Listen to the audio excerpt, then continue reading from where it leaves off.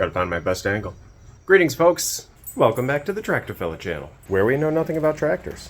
And we have a gimpy old dog who likes to donate sticks. On today's episode, we're going to take these two beasts, not to include the furry one, and see if we can make one beauty. You'll recall a couple episodes ago, this little guy on the left, we took a lot of time and effort to make work, all to find out that the crankshaft bearing supports on the top and the bottom of the case are blown out. So, we have this little beast on the right. It's been sitting in the shed for about 5 years, and I have not tried to start it once after picking it up off the side of the road. Who knows how long it's been sitting? Will it even run? I don't know. Let's stop talking and resume the show. Alright folks, here's the list. Last week's episode, Toro S200E.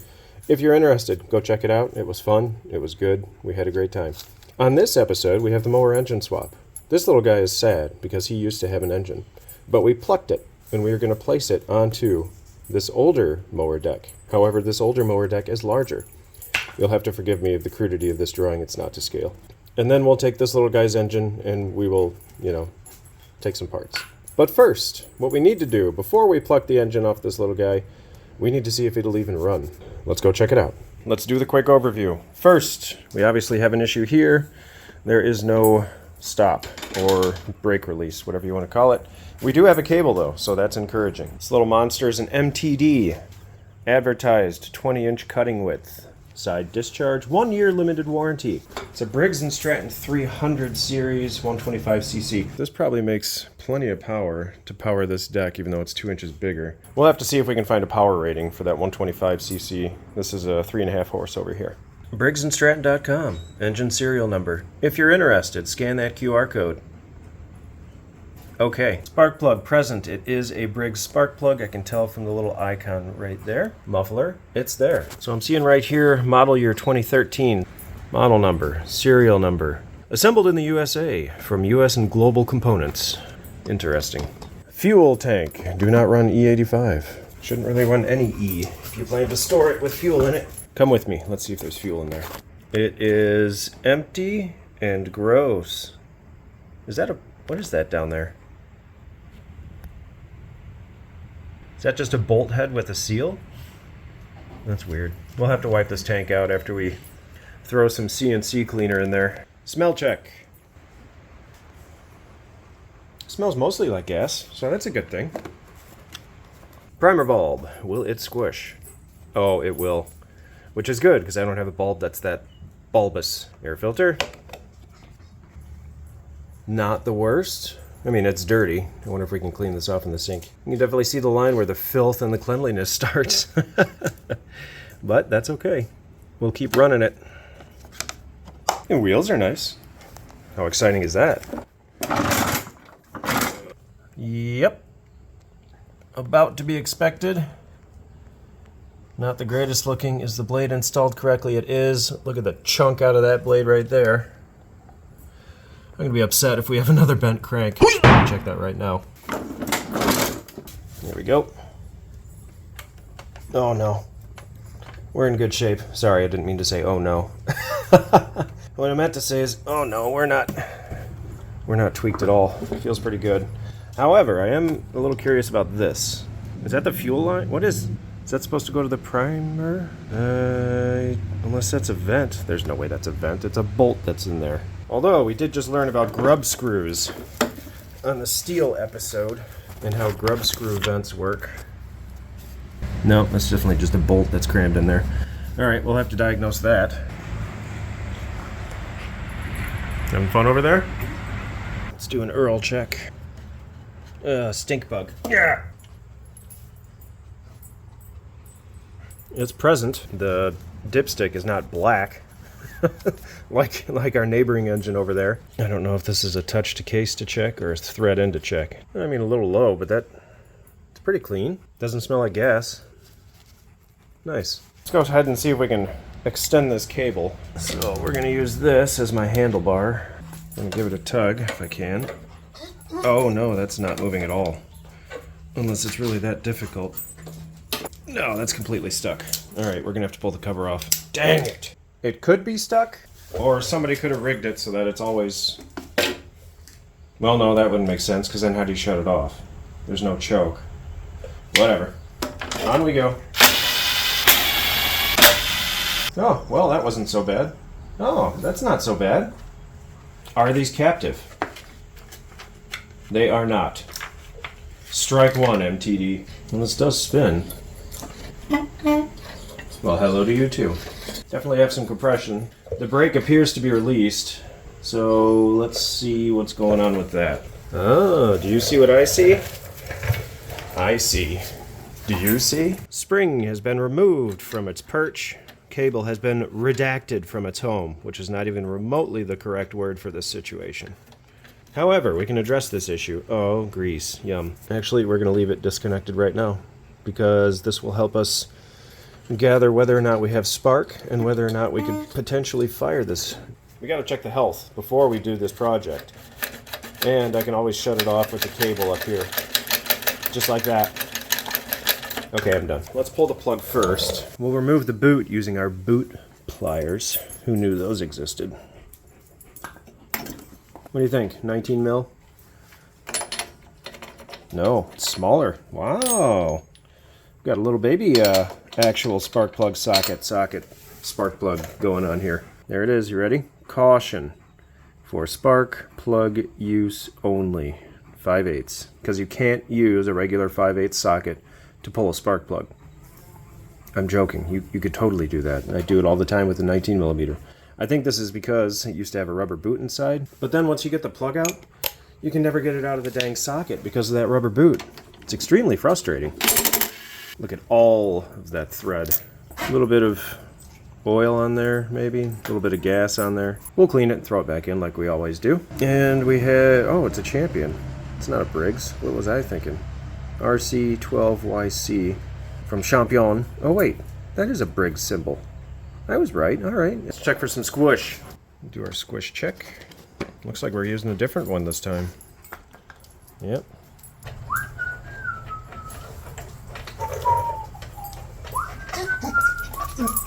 Oh, you thought I was whistling for you again. I just like to whistle, boys. You know what would be amazing, though, is if I could actually find the threads to thread this into the engine. There we go. Thank you for the stick. Yes, you're a great helper. Socket of the day, 24 millimeter.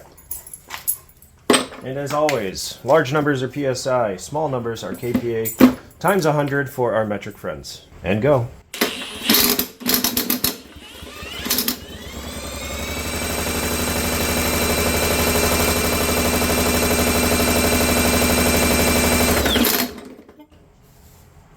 Is that right? I mean, I know we're probably spinning past the threshold of the compression release, but 180 PSI? Dang, man. Let's do it again, but slower. I'm trying to keep this from ratcheting. Yeah, let's get the drill. So let's do an experiment. This will be fun. Well, for me anyway. What I want to do, we all talk about compression release and how it makes the engine easier to start, right? Okay, fantastic. What I'd like to do is spin the engine up, but slowly, and slowly increase the speed, and see if there's a point where compression starts to jump, like the compression release has been disengaged. That's a lot of using the word compression. Anyway, let's play around. Here we go.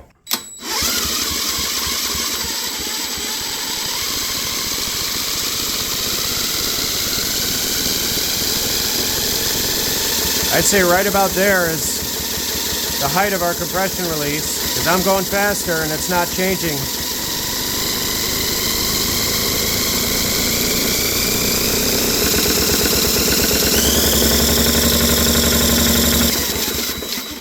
So it kind of worked, but there's a dead band in here apparently, where you saw it take off. It seemed like right around 90 to 100 PSI is where compression release was just about done. All right, let's switch drills. Full disclosure, the new popular phrase out there. I tried to hook my meter up to the spark plug lead with and without a spark plug, and I can't get a reading on the meter. I was hoping there'd be this sweet thing where we could see the exact RPM at which compression all of a sudden went flying sky high. Anyway, more yakking going on here. Let's spin and see what happens. Hopefully I can get a smoother RPM range.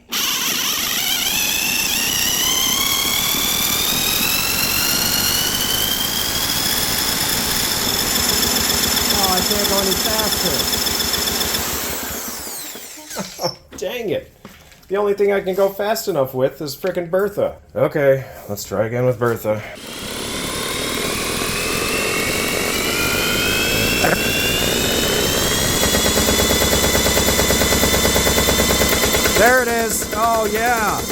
Yeah, that is what I was looking for. Yeah, all right. Oh, man. I don't know why, but that was extraordinarily satisfying for me. All right, I got it to work. We have to do it again. I know, it's boring. Skip ahead if you're not interested, but I want to see at what RPM the compression release kicks out. Here we go.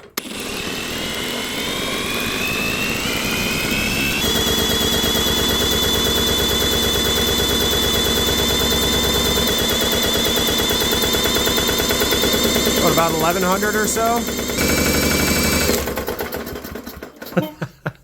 I love this game. Also, I know for a fact we have Spark, but we can't just check Spark the boring way. Okay, here we go.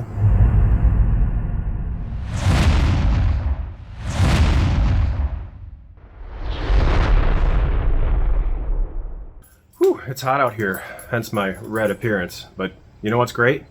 We have all the Spark. That was a fun experiment, don't you think, Tight? Tight, you think that was fun? Yeah? Was that fun? Man, it's beautiful out here. Tell you what though, my body has not acclimated to heat. What do you think, Herky? You're just way too cute. We know we have Spark. We know we have fantastic compression. We know my mess is getting giant after about 6 minutes. Let's put the cover back on, throw some fuel in it, and see if it fires. I mean, why not? Tight! Stop that! He sees a bee or a wasp and he tries to go eat it. You've been stung I don't know how many times in the mouth, and he just doesn't get it. In we go. Oh, almost forgot the CNC cleaner. We're gonna apply it to the rag first, because I don't want to make a pool of it in the fuel tank, and then have it all run down the fuel line and go into the carburetor.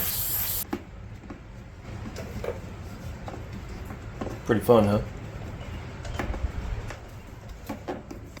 Looks better, not perfect. And after the cleaning, we have a lot less garbage that's sitting down in the bottom. I think that's a screen actually for the fuel pickup. You can kind of tell now that I wiped it off a bit. Next order of business, what the H is going on here? Is this supposed to be a return for the primer? I don't honestly know.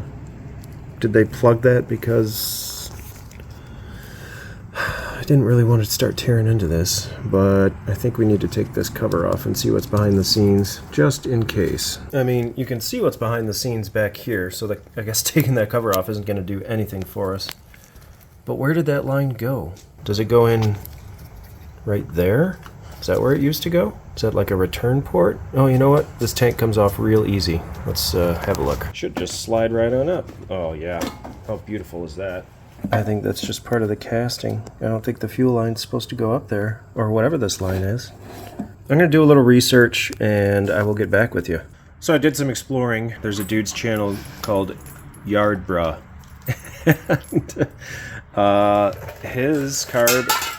And his carburetor, this didn't go anywhere. It was just an open line. So it's possible it's just a vent. Maybe it started leaking for this guy. I don't know. Okie dokie. Let's go ahead and throw this fuel tank back on. There we go. Nice and easy. I love that. I think I'm gonna at least zip tie it right there so everyone else can wonder what the heck it is. Or maybe we can make our own grub screw vent. Yeah, just like from the steel video. If you want to know what a grub screw vent is, check out the last video, or whatever video it was when we did the steel chainsaw repair. This is not a user-friendly plug hole location.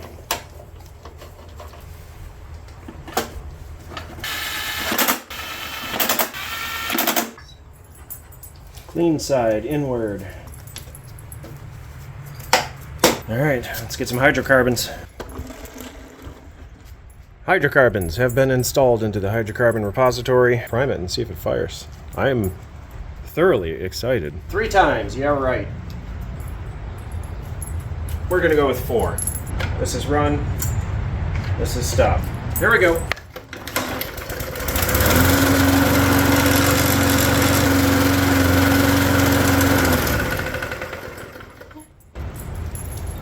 All right. Oh man. Great day.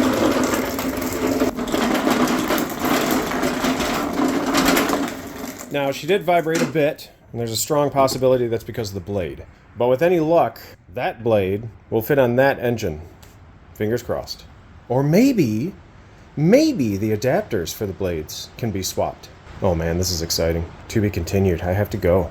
See you in like 5, 4, 3, 2, 1, 0. Welcome back, folks. It's a new and grandiose day. So we know that beast number 2 is a runner. Vibrates a little bit. Hopefully, a little blade balancing will help that out. I think my next order of business, I would like to see if these blades or blade adapters can be swapped. I want the 22-inch blade, but I need that engine. Okay, let's see what we have here. Yeah, okay, well, let's just pop the bolt out. We know this one's kind of weird. It actually has multiple bolts. I'm gonna put Bertha to work today. In with the 16. Made it look easy. Ugh. Onto the floor. Yeah. Okay. Ouchie! It doesn't feel great. Oh, wow. Look at that. We're ready for a swap. Let's get that out of here before it wipes out the main seal. Is that plastic? Looks like a plastic bag. What the heck is going on here? It is plastic bag. Well, let's just run over the trash in our yard instead of picking it up. Okay, I've done it too. Geez, it melted it into like a solid piece. Check that out. Interesting. Check out our other guy here. Are we the same size? Oh, we are. And it's not even tight. Let's just see what happens. Yeah, we'll use the puller. Make it a little easier on us, huh? This thing is actually extremely handy. It was labeled as a terminal puller. I don't know if you're... I don't know what you'd be removing terminals off of. Like a battery? It seems like a terrible idea. Anyway, it's worked very well for me in the past. Yeah, you can take the blade off.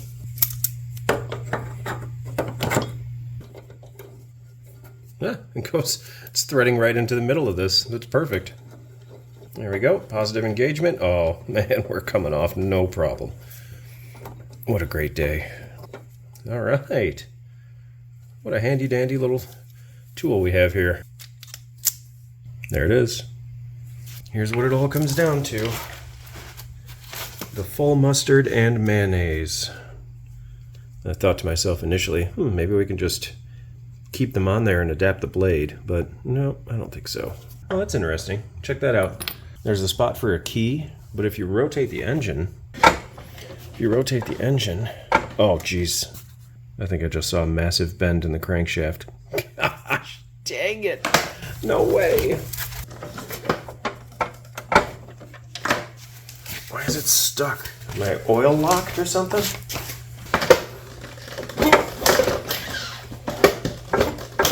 Oh yeah, that friggin' thing is bent as hell. Good lord. I just can't win. Guess we're gonna be finding a big hammer here pretty soon. Anyway, will the frickin' thing fit on here? Yes, it will. I just need to clean up some burrs in the keyway there. That irritates me. Oh jeez, look at the axial play on the frickin' thing. Ignore it. Ignore it. Keep going. We're just gonna keep going. Welcome back, folks. So check this out. I was stacking my parts up here. Uh-huh.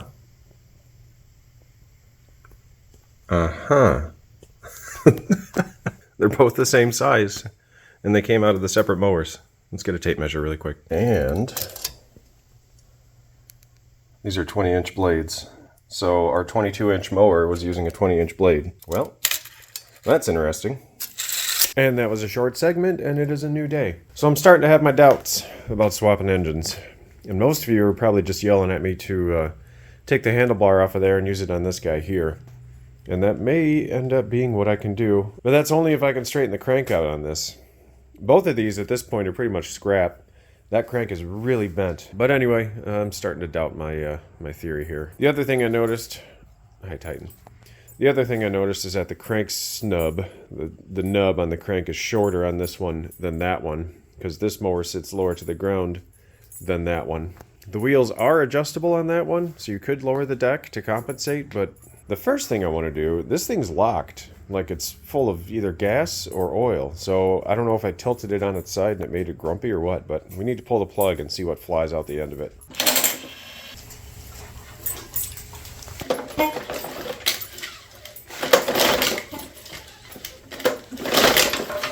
Did we get anything? Nothing. No drips, no nothing. Let's put this back in and see if anything's changed.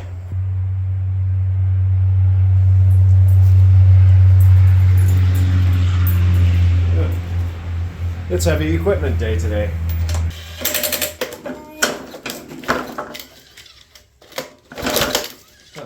Well, I don't know what that was all about.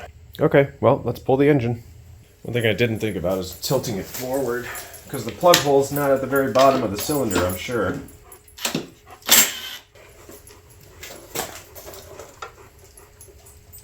Paper towel's doing good things right now.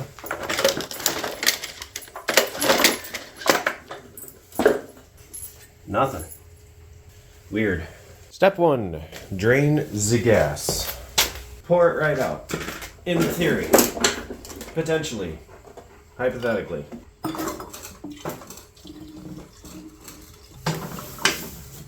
That went significantly better than I thought it would. I'm very impressed with my ever-improving skills of pouring liquids. It appears we have 3 bolts. Are they 16? I'm sure they're not. Not even close. 13. Alright. We're free! Need to make a little room here. Got our newly refurbished working surface. We gotta pop the cable off really quick. Undo step number 1. And then I gotta pinch these tabs and slide it on out. Commence tab pinch and pull. Oh, wow. That went extraordinarily better than I thought it would. And here we go. Okie dokie. 1 bent crankshaft engine. Ready to go. How frustrating. Let's get rid of the Earl that's in here too. Alright, should be good enough for what we're doing, which is going to be beating the heck out of it with a large hammer.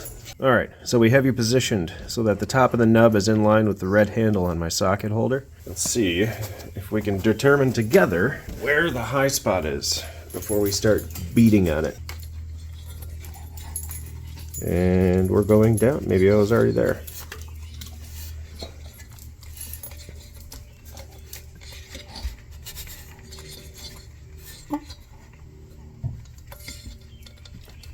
I think that's it right about there. And that is also where it gets tight. No, tight. I wasn't talking to you. That's where it gets tight. Okay. Well, let's get something protective on the end of it and then start beating on it. Hopefully we don't break it. Okay, we have an old Taiwanese socket on there. I have a large heavy hammer. Cross your fingers, folks. Keep them crossed. Okay, thank you. I'm going to examine this many times over and repeat this process many times over. So to keep you from getting violently bored, I'll speed this process up. So I set up a sort of ridiculous little jig. This will ride on the crank as we rotate it. This is our pivot point. And then we should see the movement up and down here emphasized a little bit because this is significantly longer than this. It's about, I don't know, 2-to-1 magnification. The idea is I can just quickly set it on here, take the little guy, spin it around, and watch this and see if we're still massively bent. You also want to make sure it rides on the very end of the crank because that will give you your largest amount of wobble.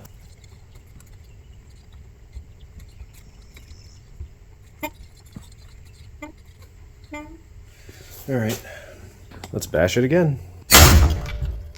Kind of hurts my soul to do that.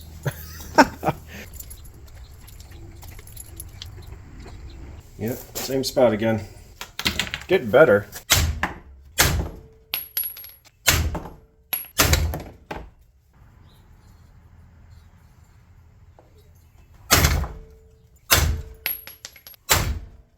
I think this is about as far as I want to go, because there's an interesting outcome of what I've done. Have a listen. Well, first, have a look. Oh yeah, there you go. But if you notice, the bend is nearly gone, and we are magnifying this rotation by 2. So, Some of the movement you're seeing is because of the keys. There are 2 keys on this crankshaft. An interesting consequence of doing that is the flywheel is now contacting the magnet. So if I had to make a guess, pretend this is our crankshaft, right? Here's the bottom. Focus on my hand, please. Thank you. Here's the bottom of the crank. Here's the top of the crank. It's possible that it was bent, say, down here, and I'm exaggerating this, okay? So, we know it's bent. It's doing the weeble wobble. It's not cool, right? So I start beating on it with a hammer. So what happens? There's a potential that I bent it somewhere up here. Maybe closer to the counterweight. Maybe closer to the main bearing. I don't know. But it's possible that I corrected it, and yet this is another exaggeration by doing that. So, although we get a straight rotation at the bottom, the top is now doing wild things. Therefore, the top wheel could be now doing a weeble wobble. I don't know. I mean, we could test it. We can look at the relation of the flywheel to the magnet, or maybe the case, and see if it's doing crazy stuff. Now, you watch that mark as I rotate this thing. This is going to be hard to tell in all reality. A solid surface would be much better than a bunch of fins. Yeah. Can't really tell. Maybe, oh yeah, that's a great noise. Oh, we're already leaking oil.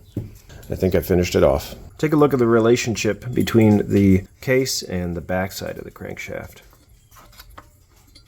Lots of space. Oh yeah, not a lot of space.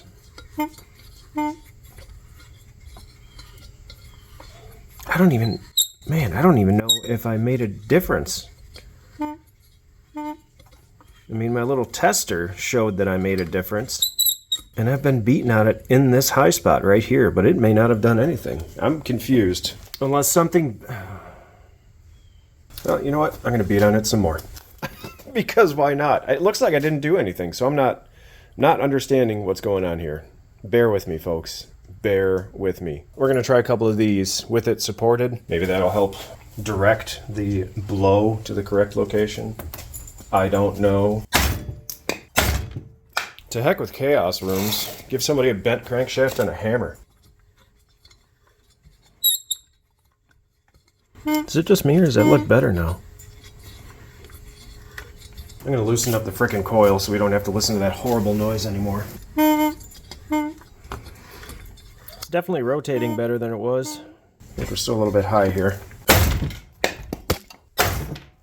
Bumble, out of the garage. No bumbles allowed. Man, I'll tell you what. I don't know how hard I'm going to have to hit this thing. Unless my workbench is absorbing all the impact, which obviously, newly refurbished, no longer. This is wild. This is what I ran into on our crummy engine that we used for our horizontal conversion. I beat the heck out of it and nothing made it better. That was hard. That was really hard.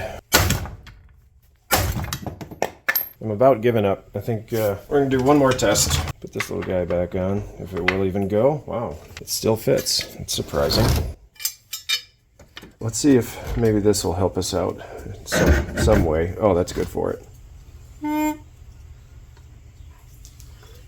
Check it at different angles. Of course, this all depends on a straight blade. I mean, it looks pretty good, actually. I'm not seeing a whole lot of bend anymore. I think our problem now is the oil seal's wiped. I'm not 100% sure, because it was like that before I just started wiggling it. What I should not have done is remove that chunk of plastic that was stuck up here, because it probably was helping this oil seal actually seal. Oh, that's my story. I'm sticking to it. Whatever. Let's put it back on, fire it up, and see what happens. Worst case scenario, it sprays oil all over the place. That would be, normal for this show. Welcome back, folks. It's a new and beautiful day. Actually, it's many days later. I have had a chaotic week. I've had very little time to work on the fun stuff that I want to work on because, well, they call it adulting. Who am I kidding? I'm not an adult. Here's the scoop. I've reassembled this little guy. We have a mower blade, we have oil, we have fuel. I put the cover back on, set the coil gap. Let's see if it vibrates itself apart still. Oh, one other thing I want to check. Did the oil completely leak out of the bottom? Oh, well, not a single drop. Let's see if we paint the ground with oil after we fire it up. Okay, I'm gonna do one more quick check of the blade because I don't feel like losing a phalange today. We're good. Okay, cross your fingers. 1, 2, 3. This is in the let's run position. And go.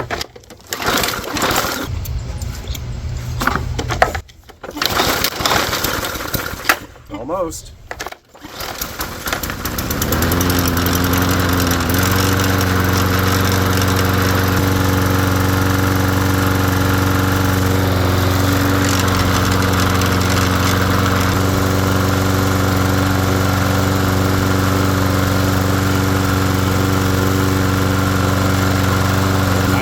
Very pleased right now.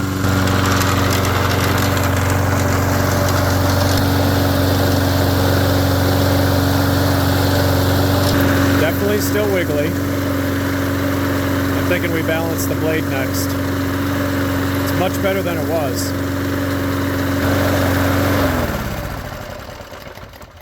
Well, I'll be. And it didn't even paint the driveway with oil. This is turning out to be a great day. We moved a couple horsies to their own pasture because they needed to graze on some nice green grass. Well, if you know anything about horses, they don't like to be separated from the herd. They'll eventually get over it. Anyway, the next question is, do I still swap the engine? I like the older style. It just kind of looks cooler. And, you know, this little spring-loaded contraption here is kind of nice. But if I take the handle off this one, move it over to that one, and then we immediately have a functioning mower. So, pros and cons. Pros and cons. Thanks, buddy. Look at those reactions. He's so wound up. No, I can't throw it for you. You have a bum leg. Get your old bum leg body out of here. Thank you. All right, let's just try the swap. See how it goes. And we have 15 and a half. 15 and a half. Oh, man. I feel kind of guilty. Pretty funny how these cable ends are all universal. Watch, I say that, now it won't fit. No, it won't fit. The holes are too small. How ridiculous is that? Yep, can't go there. Plus, that would be extraordinarily uncomfortable. I've got one hole here that fits, but then there's not one on the other side. Well, you know what? If it were here, you'd be holding way back here. Should be quite awkward. Are you gonna knock the camera stand over? Calm yourself. We're swapping it. I don't like it. It's just not right. It's just not made for it. Just, you pull it, lines up nicely, you're good to go. Will you stop? Whip. You gonna push the mower back? Oh, fetch it up. Fetch it up. You're gonna, what are you? Yeah, it rolls, Titan. Fetch it up. Fetch it, fetch it up, fetch, get it, get out of here. Oh, I love that dog, but sometimes. Okay, here we go. Yes, I'm wearing shorts now. That way you can all stare at my ashy knees. Oh, not Bertha. We are free. Nice and easy.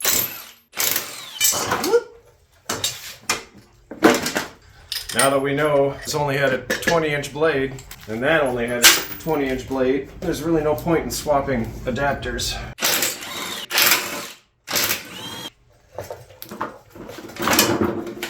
Ouch. All right, and we're out.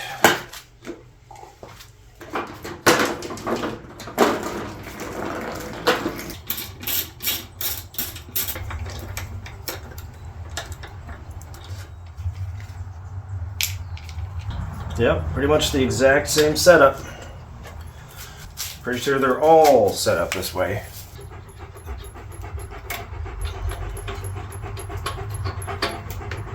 We are free. Oh, I already took everything off of this one and left it off. Well, that's convenient. Let's see if these are also 13 millimeter. That was an unpleasant noise. It was an extremely unpleasant noise. Out with the crusty.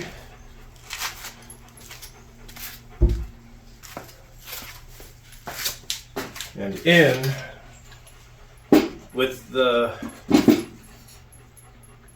still crusty. Does it fit? It does. Yep, just need to hook the spring up. Get this little guy back on his perch. If I can, without it bolted down. I hear you, Hercules. That is dangerous. There we go. All right. Thank you. How did you manage that? Straight up and down? You are one skilled animal. Handlebar test. Lovely. Just lovely. Whoop. Step one is to use your gourd. We're going to use the bolts that came out of this engine. How's my head look?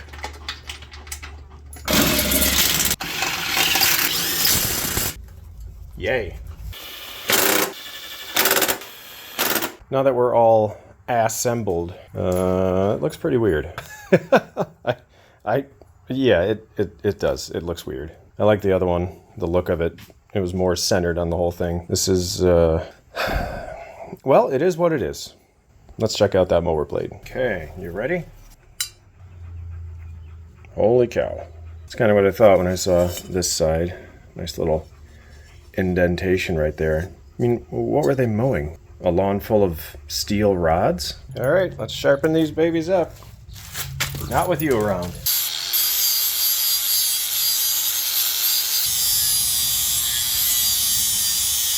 Are you ready? Here we go. And that's pretty dang close. Maybe slightly heavy on the right.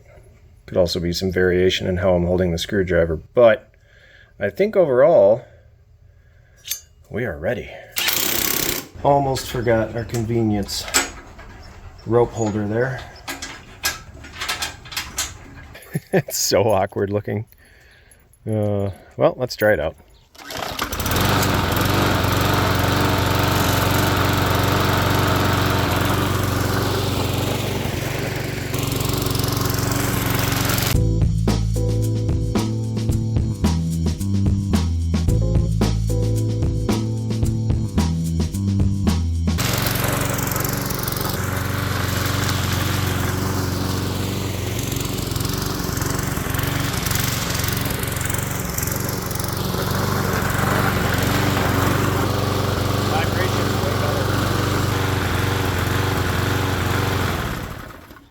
For our next act, I think I'm going to go ahead and throw together our own homemade grub screw vent. Are you excited? So am I. Just go in here and pop this little fella right off. Very nice. I don't see any fuel coming out of it. It'd probably be fine to leave it open, because that's how it was shown in other videos I had seen, is just an open vent. But why not? Let's do a DIY vent. Step 1. All right, it's a little bit better. Step 2, find an appropriately sized threaded object that you can insert into said vent. Holy cow. Utility truck day today. That is a teeny diameter. Well, let's go. You know what might work is just a straight up drywall screw. BRB. Where are you? You know I have some. There you are. There we go. I bet we could crab a couple of those in there, and that would work just fine. It's not fine thread, but I really don't think we need a fine thread screw. Oh yeah, that'll give plenty of ventilation. Will it cut? No, it won't. Round 2. Nope, that didn't like it very much. Let's try these Ultra HDs. Oh, dang. Not at all. I'm gonna have to cut them with a saw. Holy cow. Are these things ultra hardened or what? I think I have better luck breaking it. Yeah. That's what I had to do. Let's do the doubler like the steel had. For those of you that aren't familiar with a grub screw vent, the threads essentially help block the flow of fuel, but the air can travel along the path of the thread, or the vapor, whatever's trying to escape. All right, I think we're in there far enough. Should have enough material to get back on the plastic fitting there. And then on the other end, I don't even know if we need a doubler, but we'll do a doubler just in case. Oh heck, we'll just make it one giant grub screw vent. How's that? Now we have all of the grub. Your eyes are my guide. Can you see? I can't see.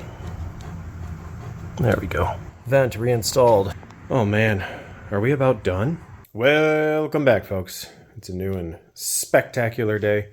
Many days later again. Missed my Friday deadline. Been hoping to do once every 2 weeks, but it did not work out that way. So let's finish this little thing and move on to the next episode. Side note, it's 85 degrees outside. My body is not happy. So please pardon the violent amounts of sweat. And some of you may be thrilled to know, yeah, well, that I'm back to my old ways. It's all coming out the exhaust valve. That's great stuff. Oh, geez. Gonna have to clean and then refurbish again. Going straight to Bertha. 17 perhaps? No, 19 perhaps. Oh, yes. Got a nut on the backside. And she's gone. It's so warm.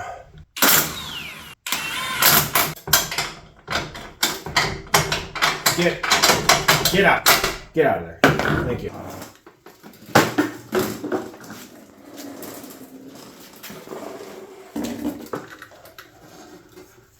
Feel like I'm in one of those movies from the South. What was that movie with Matthew McConaughey? It was a very unpleasant movie about racism. But the dude, I swear, they took a misting bottle every 7 seconds and just soaked the guy. Yeah, I feel like it was a little on the exaggerated side. But then again, never lived in the South. That's hot. It's getting hot. Probably helped. Ooh, super hot. Oh. Okay, let's finish this up with some grace. It's already gone. That nut is hot. Wow. Okay. All right, let's finish up with a little class. We'll throw a zip tie on the cable, and then I'll just tie it all together. Oh, like it was made for it. And we'll finish it off with the knife to eliminate the sharp edge. All right, folks, we made it. We survived. That took a long time, I apologize. But that's my first engine swap. Yeah, that's my first engine swap, and it's functional and it works, and that's really all we're going for, right? Yeah, for sure. Now I have no idea what I'm gonna do with it. I may just give it away, or put it on the side of the road, or maybe we'll just keep it for parts. But this poor guy over here in shambles, I don't know what to do with him. Maybe just steal some parts. Actually, we're gonna take that sweet spark plug with the twin ground strap and put it to use for something. It's been fun. I'm not sure I even want to show you my face to say goodbye because it's so swampy. We'll just do an outro from a long distance. Don't zoom in. It's bad. All right. Well, thanks for coming along for the ride. It was fun. New adventure for me. Never swapped an engine on a mower before. Not that it's really that difficult, but got to learn at some point, right? Even if it's the simple stuff. Anyway, if in the future you find yourself looking for an adventure with a sweaty dude, no, I can't do that. If you find yourself in the future looking for a new adventure, I will be here. We'll find something to do, and I'm sure it'll be fun. Thanks for joining in. Holy cow, it's hot in here.